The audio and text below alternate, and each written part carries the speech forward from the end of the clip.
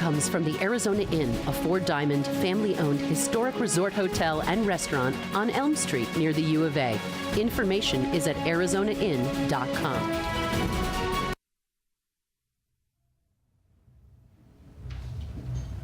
Hello, everyone. I'm Tucson Weekly editor Jim Nintzel, and we're here to talk Zona politics. Joining me today, Gary Watson, an independent candidate for the Ward 3 seat on the Tucson City Council.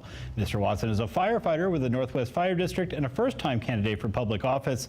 He'll face Democrat Paul Durham, who won the three-way primary election. We invited Mr. Durham to join us for the debate, but he said he had another obligation. Gary, welcome to Zona Politics. Thank you for having me, Jim. I appreciate it. So what makes you the man for the job? Oh, well, that's a great question. As we've gone through this process, what we've really figured out is Tucson has a lot of challenges. We have many things that we're facing, and as we get to this point in the election, it's really a comparison between me and my opponent. And the simplest thing is, like, he's not here tonight. He's not shown up to the last forum we had. He doesn't return phone calls. So the simple answer is, I will talk to anyone anytime. I will look at all sides of all problems. I'm going to be fully engaged with all parts of our community.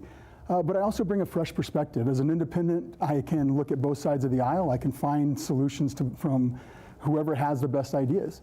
So Tucson needs some fresh ideas. We've been doing the same thing for a long time, and it's put us in the problems we have right now. Until we elect something different and get some change, we're not going to be able to change the problems we have. What would be your priorities on the Tucson City Council? It's actually very simple for me. If you look at everything, and there was another study that just came out, there's been at least 5 now in the last 2 months that rate Tucson as one of the worst cities to live in. And every one of the studies is consistent. It's our crime rate and our poverty rate. We also have education problem. That's more of a state problem. We can't do a lot of that from the city council level. But crime and poverty are my two, they go hand in hand. Getting people jobs, getting them job skills, getting them to work, getting more police officers on the field, working with our dispatchers downtown, because we're having a real problem with keeping dispatchers. That's all affecting the public safety side of this.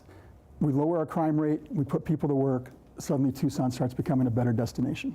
So you've talked about refocusing spending on core Absolutely. Services. You want more spending on the police, the firefighters, roads. Are there areas of the budget where you think we need to trim? Well, so we need to go through them. One of the things I really want to do is, as I looked back at how we've balanced our budget through the recession, we eliminated a lot of positions down at city through all the various departments. If they weren't filled, we just eliminated them. But we never found out why it wasn't filled. What were the job duties associated with that position and what happened to them? So at some point we've either cut service because we eliminated a position, or we've expected our city employees to take on additional tasks without changing their job description and compensating them for it. So by doing an efficiency study and looking at those departments and what happened to those positions, then we'll really see where can we cut some areas in the budget, where are we still working on programs that we no longer need, or do we have projects that we're working on that need to become programs? But until we go back and break through those, one specific place though I know we can save money right off the bat is our insurance at the city, going self-funded. I know Mike Ortega's talked about that. It'll save us money instantly. You mentioned Mike Ortega, the city manager. He's been on the job for a few years now. What kind of job do you think he's doing? I actually like Mike a lot. I think he's really got some good vision. He's got some good ideas.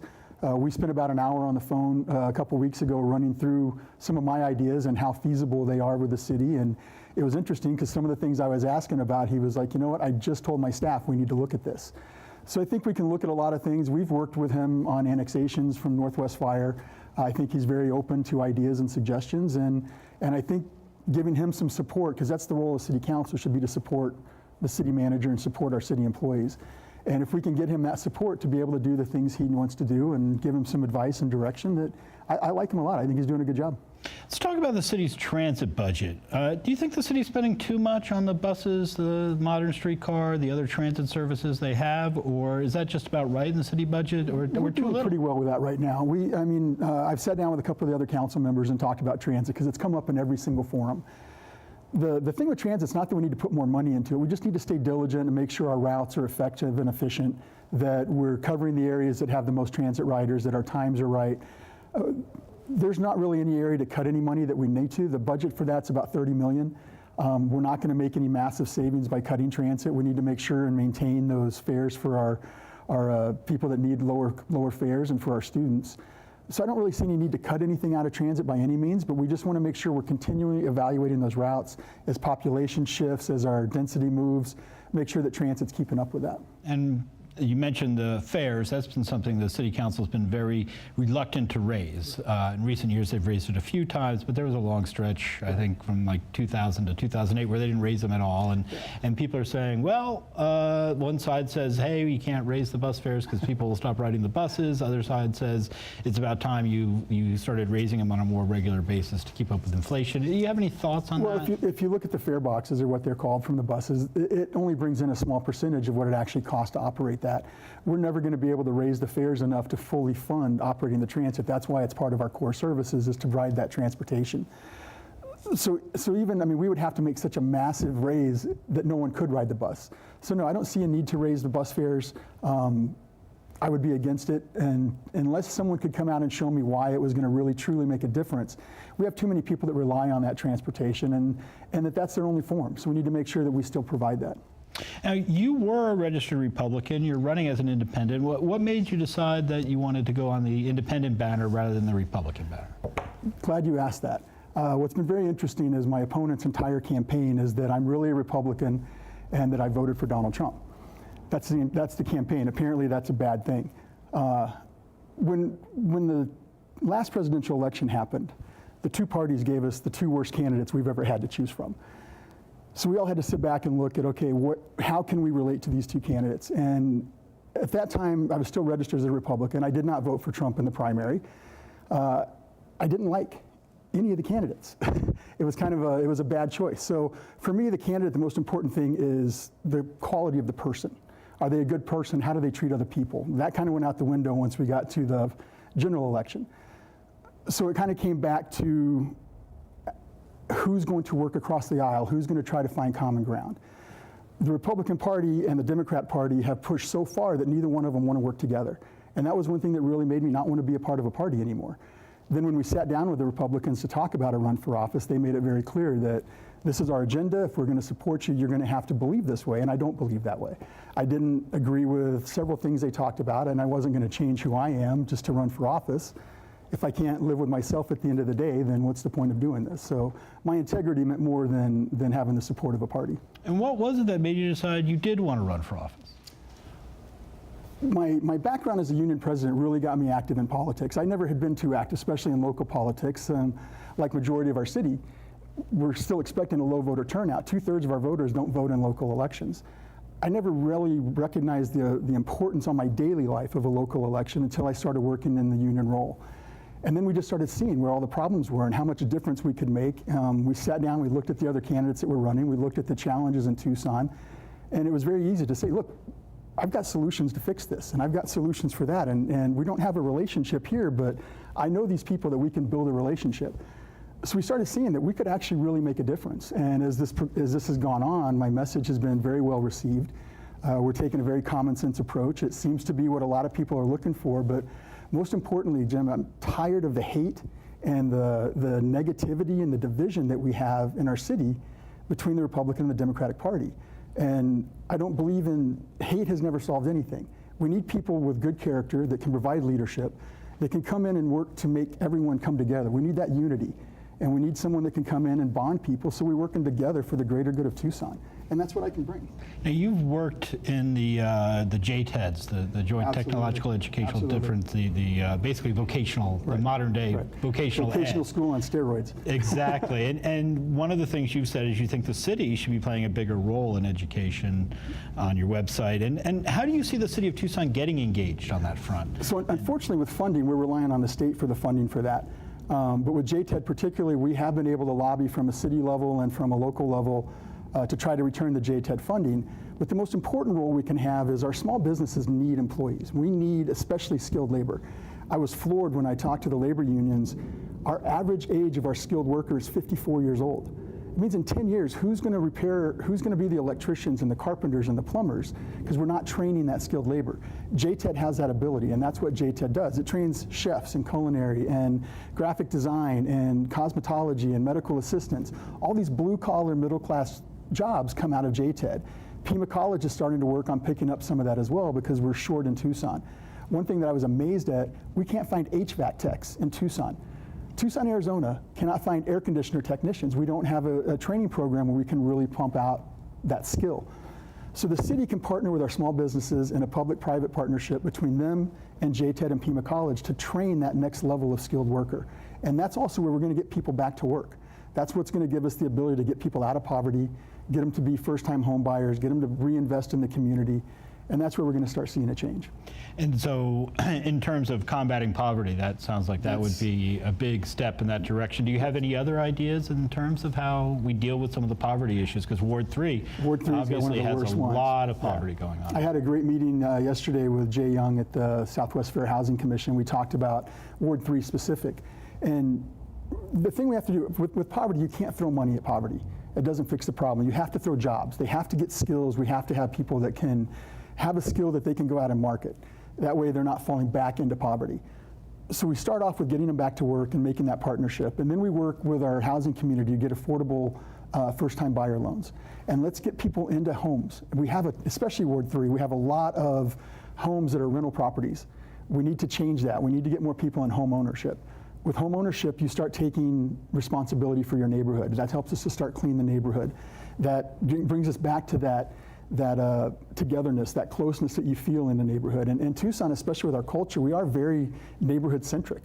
We're very proud of the neighborhoods we live in, and we have that culture.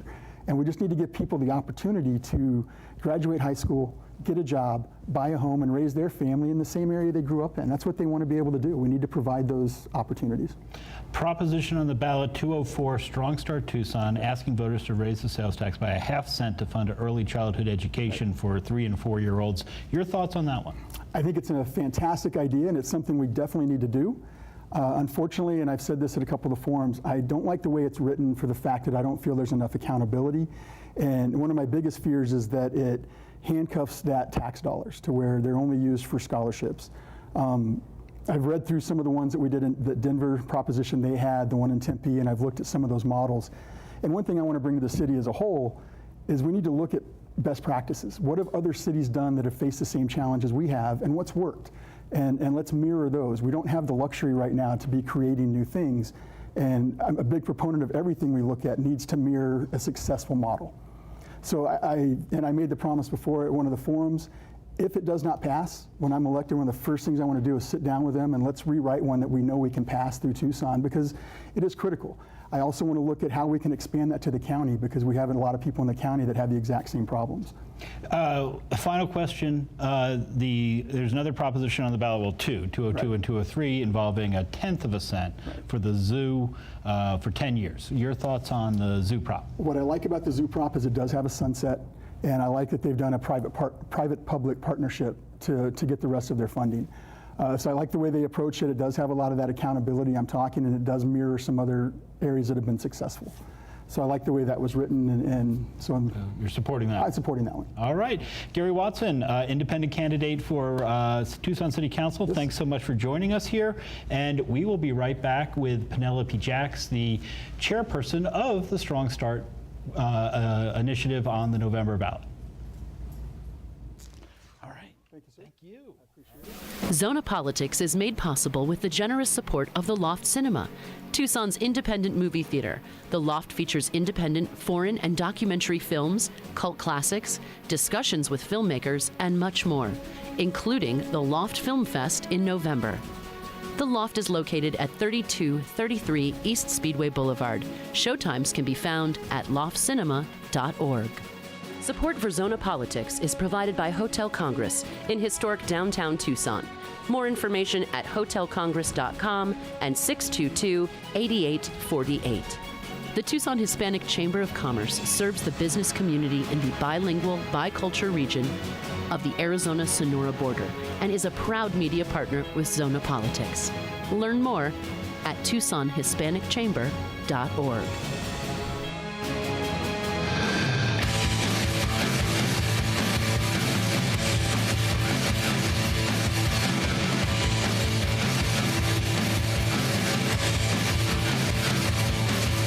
All of these young people from the community come together, actually get up and do something. We can do anything! I think we've attracted like a lot of people that are like super passionate. We're here at the No Ban, No Law. If you come out of college, you have this experience, you know how things run, you have a huge leg up. People who have ideas and who are dreamers, you know what I mean, who really want to get themselves out there, I think that they should come here.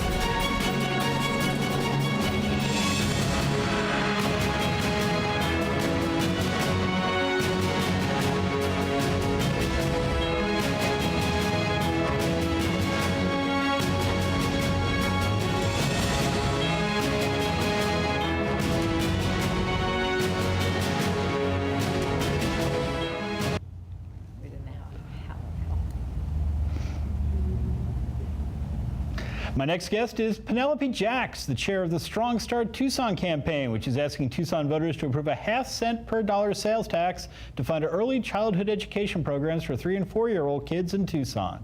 We invited the chair of the opposition campaign to send a representative to debate Penelope, but he declined the opportunity. Penelope, welcome to Zona Politics. Delighted to be here. Thank you.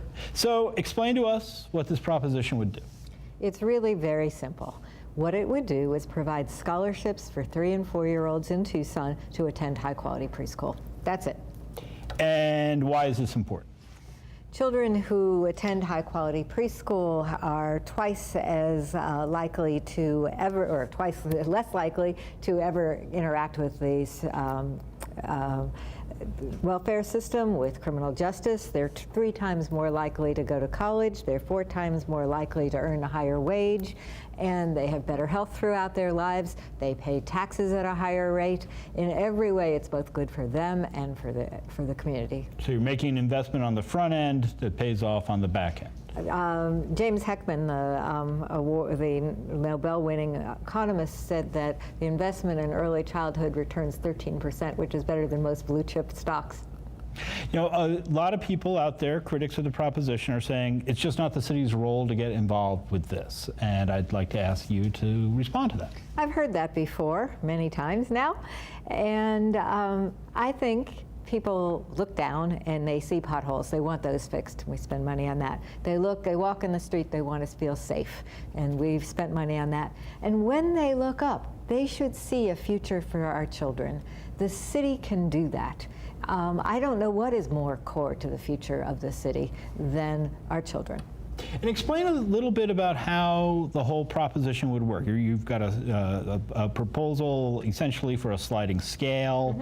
You have the idea of people applying for scholarships and then being able to send their kids to these early childhood centers, which of course cost quite a bit of money for folks who are not getting assistance. And talk a little bit of just how the mechanics of the whole thing would work. It's really very simple. The city will set up a commission that is made up of citizens with expertise in early childhood education. They will enunciate the high quality standards, because only high quality gets you the benefits I was talking about. And so only high quality centers or home care will be eligible. And then they will set a sliding scale, and even rich people could get $1, and poorest people could get a full ride for full tuition, which can be up as much as $10,000 a year, and everything in between, depending on their family size and family income. Then the commission would also, on a competitive basis, contract with a not-for-profit in town, and that not-for-profit would do the actual administration, sending the checks out, and making sure the families were eligible. And who's going to be on this commission? The commission has 7 people, and no more than 2 can be providers of early childhood education, and the rest have to be people with expertise in early childhood.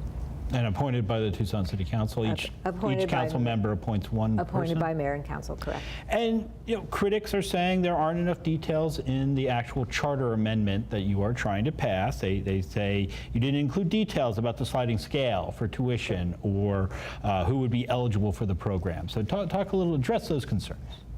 I've written a lot of legislation in my life, and the charter is the equivalent of the Constitution. You don't put details in a Constitution. What you do is you create a regulatory body to write regulations. That's what we've done. We've made it a framework. We've made it clear what the obligations of that regulatory body, which is the commission, what they are. And then, if you put them in the charter, it couldn't change with time. Maybe their state will come through with some money. Maybe incomes will go up or down. If you put those details in the charter, you're locked in forever. And that is not a good way to do legislation. And what about the accountability of these commission members? How do we know once they're appointed to this thing, they'll do a good job? That's a very good question. It's the job of mayor and council to make sure they appoint people who have the best interests of children, who do not have conflicts of interest, who have expertise. If mayor and council are appointing people who aren't doing that, it's mayor and council who are not doing their jobs. But this initiative was written by citizens, for citizens. Who is better to watch the citizens' money than citizens? And they have a 4-year term, is that correct? It's staggered at the beginning so that there'll be some institutional memory, and then, yes, 4 years after that. So if someone's not doing a good job, council could appoint someone different. Can take them away and put someone new. There's also people saying too much money is going to administration in this. You've got about 8% set aside, up to 8% set aside for administering the entire program. And your thoughts about those concerns? 8% is actually very low. The First Things First program, which is the state early childhood program, has a cap of 10%. On this one, 2% actually goes directly to the state, which is our fee for letting them collect our taxes and sending them back to us. Then there are costs associated for the city for running a commission and running a new program, and we did not want to put an additional burden on the city budget, so that will be absorbed in there. And then there is there will be fees for the not-for-profit, and my concern is not that there are going to be so many people chomping at the bit to get this, but that we will have trouble finding a not-for-profit who wants to do it for the money available. We've also heard concerns there isn't enough classroom space for this many preschool children if you get this program underway. How do you respond to those concerns? If on day one 8,000 kids showed up, and there would not be enough classrooms, that is true. It's not going to happen all in one day. In 2009, when the state got rid of child care assistance, many child care centers went out of business. Some of the public schools actually had some child care and early high-quality preschool. Those had to close down. They are dying to get back into that business. I know of several child care centers that have capacity now. They don't have kids who can pay. Once kids come with a check, those child care centers will expand. Other ones will come into the market. Words I thought I would never say is I think the market will provide the supply when there is a demand. Critics also say this is the state's job. State lawmakers should deal with this. Why should it be the city's responsibility? In a good world, the state would do it. I agree with them. The state is not doing it. And in the meantime, we can do it here. We can actually provide for thousands of children to get this head start, to get this strong start. And if we wait for the state, we'll wait forever. It's been 9 years since they got rid of the assistance. If we wait 9 years more, that'll be 72,000 kids who did not get scholarships. And every tax does have an economic impact of some kind. City taxpayers already raised taxes by ½ cent earlier this year for the streets and for public safety. Will this put the city at an economic disadvantage when competing for jobs, or will it hurt businesses inside the city limits that are charging a higher sales tax than in the county? I do not think it will hurt the economy. For one thing, that Prop 101 road tax will go away in 5 years, so this will all reset in 5 years anyway. But when businesses come here, one of the first questions they ask is about our education system. And if we can say we are leaders, we are providing kids with the start they need so that when they start public school, they will be ready, I think that's a draw to businesses who want to locate here. And what got you involved in launching this initiative in the first place? Well, I started my career before I went to law school as a kindergarten teacher. I saw firsthand the difference between children who had been to preschool and children who had not been. Children who had been to preschool were ready. They knew how to sit in the circle. They knew how to participate. They knew how to listen. They knew how to cooperate with other children. Kids who had not been to preschool didn't have those skills.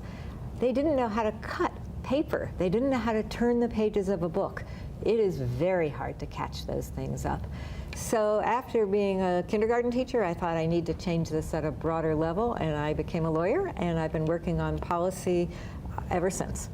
You mentioned earlier the state did get rid of the funding that it had for early childhood, well, it's not even early childhood education, it's child care, which could be a high quality place or perhaps not a high quality preschool. But talk a little bit about the differences between a high quality preschool versus a child care center. It essentially has to do with the curriculum. It has to do with the numbers of children versus with a teacher, so how much attention every child can get. It has to do with the equipment that the classroom may have. It has to do with the idea that children don't sit in front of a screen, that every activity has a meaning and a purpose. And that's another concern of critics, that you don't have a definition of high quality written into the initiative. Exactly the same as I said earlier. You don't want to lock a program into existing conditions. However, Arizona, that's something we've done very well, is create excellent standards. The First Things First has a quality rating system where they rate centers on from 1 to 5 stars. 3 to 5 is considered high quality. They are also centers that have a national accreditation, that's kind of the gold standard, are considered high quality. Head Start is considered high quality. So there's no reason that the commission would want to reinvent the wheel when this has been done so well already. And you mentioned First Things First, that's funded by a tobacco tax and designed to supplement the state's funding for kids programs, but it seems as though it's really replacing that funding in a lot of ways these days. It was always designed to be an enhancement of existing programming. When some of the money, or the money for child care, was so badly cut, they did move a little bit of money into scholarships. In Tucson, it's 180 scholarships, and we are talking about 6,500 or to 8,000 kids. So that's a drop in the bucket. There's a lot of kids on the waiting list across the state for child care at this point. There are many thousands. Yeah. Well, Penelope, good luck with the campaign. Anything else you'd like to say here to tell voters? I would like thoughts? to say we've been very, very sad that outside money has come in to try to influence this election. Reasonable people can disagree on this matter. However, I do not think we need money from outside that says no tax, no way, no how, people who have no interest in children putting money in to influence our elections. So as the Koch brothers and the Americans for Prosperity have been putting money into this, I think that distorts the values of our community. And we will win or lose. That is something we need to look into for the future, because that is not helping us grow. All right, Penelope Jacks, chair of the Strong Start Commission, Strong Start Initiative campaign. I want to thank both Penelope and Gary Watson for joining us here on Zona Politics. That's our show for today. My thanks to the Tucson Weekly, Tucson Local Media, and KXCI 91.3 FM Community Radio, where you can hear a version of Zona Politics on Sunday afternoons. Thanks for watching. We'll be back next week. See you then. Zona Politics is hosted by Tucson Weekly senior writer Jim Nintzel. The program is produced by Jennifer Powers Murphy and Danny Vinnick and edited by Jim Rundle. Special thanks to KXCI, Tucson Weekly, Brink Creative Digital, and all supporters who provide crucial funding for the program. Learn more about Zona Politics at zonapolitics.com, and be sure to follow us on Facebook and Twitter